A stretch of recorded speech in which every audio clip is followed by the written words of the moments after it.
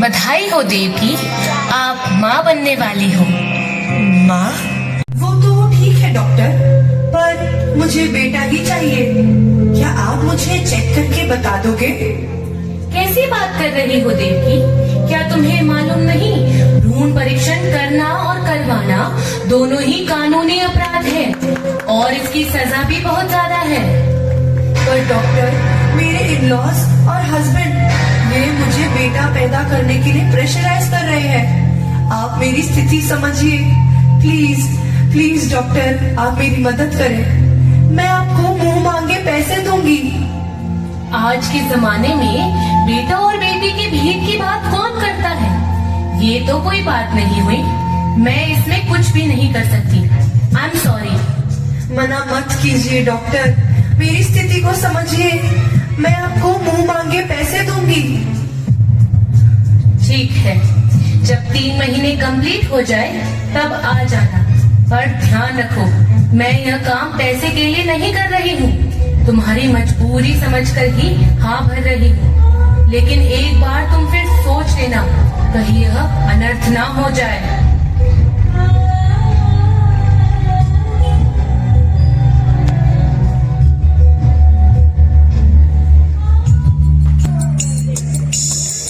मुझे डॉक्टर से मिलना है। मैम, आज डॉक्टर के आने में थोड़ा लेट होगा।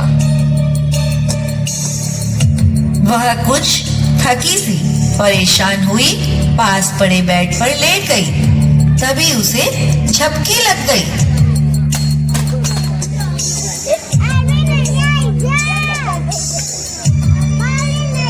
माँ, माँ, ओ मेरी माँ। कौन कौन पुकार रहा है? कहाँ से आवाज आ रही है?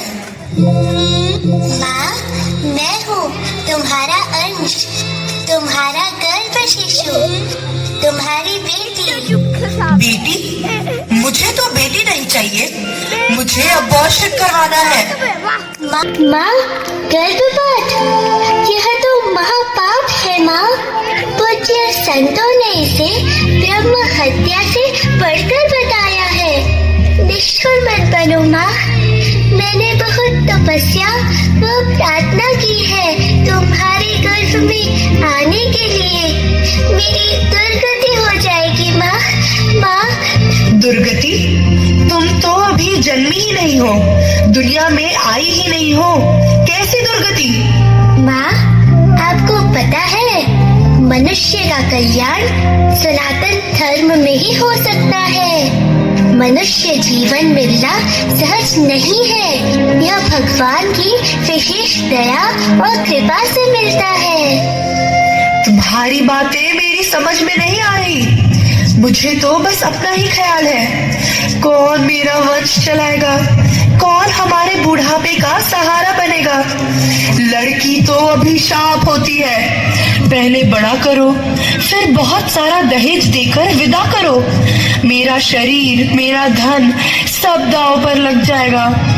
और तो और समाज के ताने, जैसे बेटी को पैदा करके मैंने कोई अपराध कर दिया हो। नहीं, नहीं चाहिए मुझे बेटी। माँ, मैं अभिशाप नहीं बनूंगी।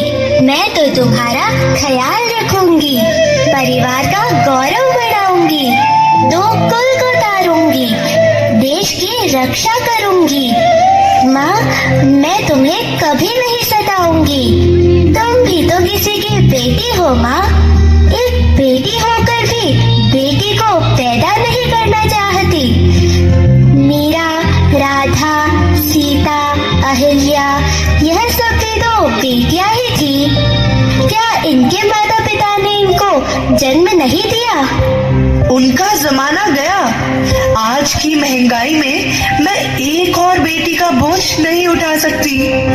आज की जो महिलाएं हैं, जो अपने आप को मॉडर्न मानती है, जॉब करती है, मल्टीनेशनल कंपनियों में काम करती है, वे तो लड़का लड़की का भी भेद नहीं करती। उन्हें तो बच्चे ही झंझट लगते हैं। हम दो, हमारे कोई ना हो, वे आजाद रहना चाहती है। लगता है मेरी प्यारी माँ, तुम्हें इसके पाप का परिणाम नहीं मालूम।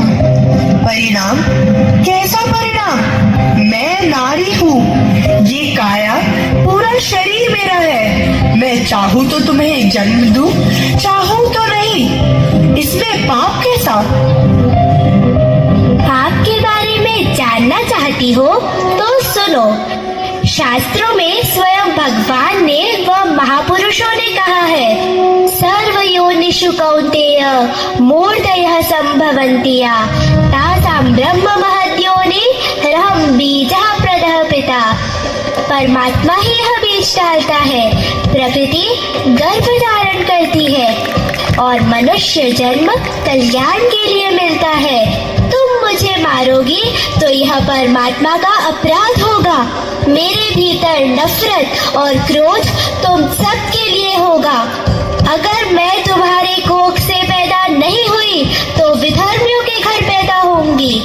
फिर तुम्हारे शास्त्र, ग्रंथ, तीर्थ, मंदिर, पूजा और तुम्हारे रिवाज, इन सब से नफरत करूंगी और सब कुछ तहस नहस कर दूंगी।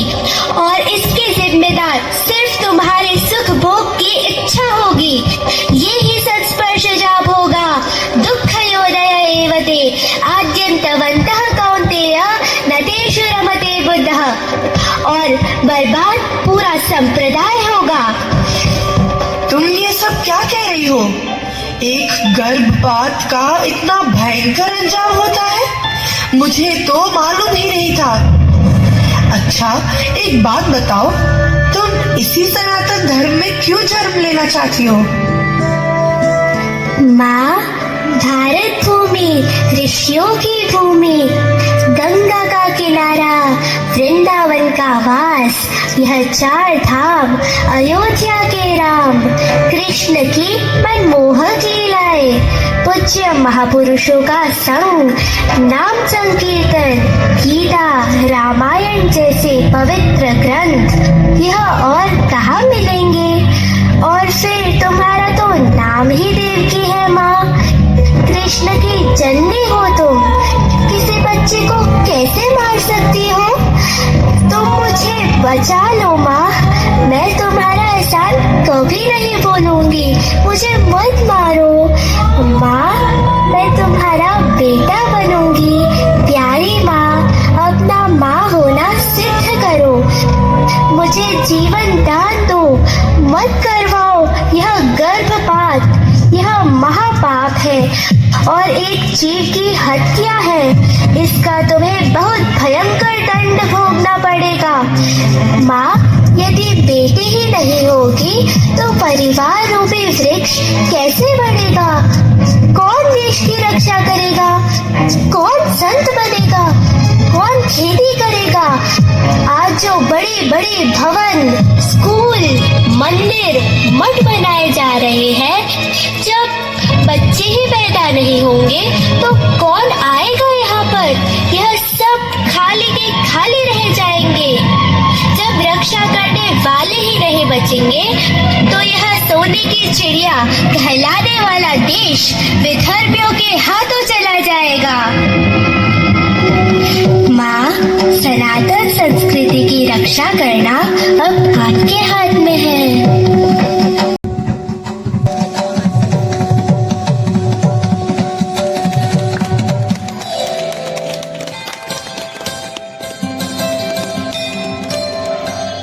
देवकी, देवकी, सो गई क्या?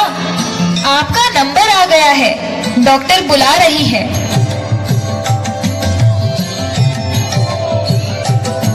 देवकी, आप बाहर कहाँ जा रही हो? डॉक्टर का रूम तो उस साइड है। डॉक्टर को कहना अब तो मैं डिलीवरी के लिए ही आऊंगी। अब नहीं करना मुझे ये पाप। नहीं नहीं, मैं नहीं करवाऊंगी गर्भपात। मैं जन्म दूंगी इस प्यारी सी बच्ची को और परिवार रूपी वृक्ष को बढ़ाकर ऋषि मुनियों के देश को गौरवान्वित करूंगी। मैं सभी से हाथ जोड़कर प्रार्थना करती हूँ कि इस सनातन संस्कृति और देश की रक्षा के लिए पूज्य महापुरुषों के भावों का हम सभी को आदर करना चाहिए और इस महापाप से बचना चाहिए। नष्टो मोह स्मृतिर्लब्धा त्वत्प्रसादान्मयाच्युत स्थितोऽस्मि गतसन्देह करिष्ये वचनं तव।